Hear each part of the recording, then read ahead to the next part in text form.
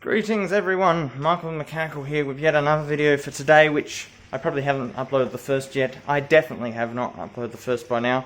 The Triton is officially gone. It only just left around 12:11, and it's not here. Where could it have gone? There's only two cars left out here. There's that one, and that's it. No cars. Where'd the Triton go? Well, it's possible that I sold it, I gave it away, or better still, it's been sent to the repair shop who is going to finish the job. Because, like I said, can't risk anything going wrong anymore. They know their stuff inside and out. They'll be able to check things over, double checking anything to confirm if anything's going to go right or wrong. And if it does blow up, it's not going to happen to me, and I'm not going to be panicking or having anxiety attack over the situation.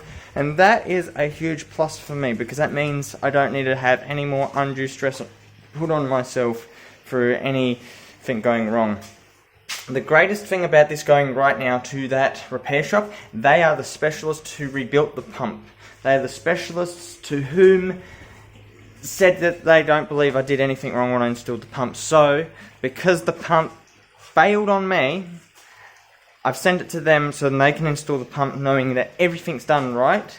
And if that pump survives past 1,000 kilometers with no significant wear and tear, then that's a huge thumbs up. But if it does wear out, I can go straight back to them with the car, and they can just check over things in 1,000 kilometers, make sure that pump's not worn out sideways or anything stupid, because we don't want the pump to fail. We don't want anything to fail.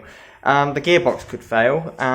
As I said, I spent 3 hours and 11 minutes pulling out the gearbox, the whole engine again, and putting it back in after, realizing I probably put too much grease on the spines, and that would have destroyed the clutch. Yes, it would have definitely destroyed the clutch. That is a guaranteed, it wouldn't have lasted. And that means that this car will, if everything goes smoothly, if everything goes well, and that car runs right, everything should go right, and I should be able to drive that car home.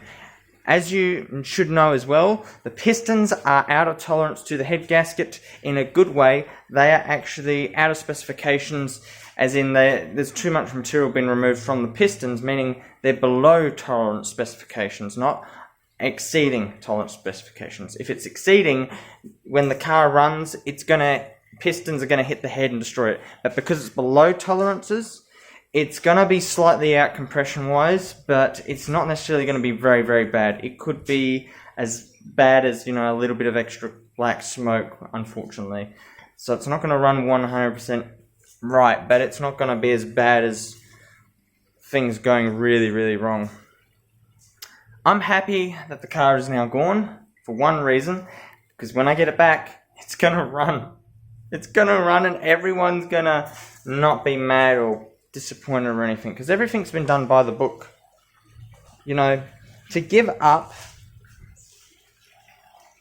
I've given up on this because it needed the work done. And we knew years ago, when I couldn't afford it, this one needed the work done to it. Years ago. I knew this since maybe 4 or 5 years ago, I think, that it needed the work. Needed the rings, needed the liners done. Cool kit and caboodle. It's really bad. Even though it doesn't look that way it's nothing. It's not significant or anything. But it showed the signs that there was ring wear, there was probably damaged liners through all the gases going past the rings, getting into crankcase, and then trying to push everything out, pushing out all the oil and everything, causing issues. But now the car is going to the repairer, and when that car runs, it's going to run better than this one here, and that's because this one wasn't done properly. The thing is, at the end of this experience, what are we going to find out? We're going to find out if doing everything right means this thing is going to run perfectly. And we're going to know if, with these little tiny imperfections, the tiniest of imperfections, like one score in all the bores, that's only halfway now after, regrinding them out with the honing stone. If that is going to cause any issues with oil consumption, because it's very minor. And I read online people saying, it's not that bad. If it's not using oil, leave it alone. You don't need to do nothing about it. It's only halfway, and it's at the bottom half of the stroke, not the top half. So it should be fine. It shouldn't cause any issues or drama. It should be perfect. Mint. If there was more than just one scratch in all of the cylinders in the exact same spot, it'd be worse. Because it doesn't make sense how I got the scratch in there. But the only possible reasoning to probably why the scratch is in there is probably the pistons. When you put the pistons in, you know, the liners are probably somehow bedded into the thing and caused the scratch. I don't know. It's a weird one. But that is hundreds of hours of work that an expert could have done much more efficiently than I did. This is why you go to an engine shop to do the work, because it's more efficient than them doing it. Not to mention the fact that I didn't really need to buy all the bits that I needed. I had them on this engine here. But this was a running unit. When this went, I already had the parts. But I had to order new ones just because I'm not going to use second-hand bits and pieces on this new motor.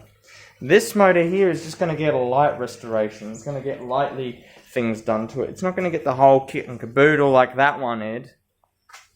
This one will just get the rings, the liners, the bearings done, and whatever else it actually needs. It doesn't need new manifolds, it doesn't need new connecting rod studs, it doesn't need anything other than maybe a head, a shell of a head, and then using all those components put it together again. I don't need another full, complete assembly of a head. How you doing? I'm going to leave it at that. Thanks for watching.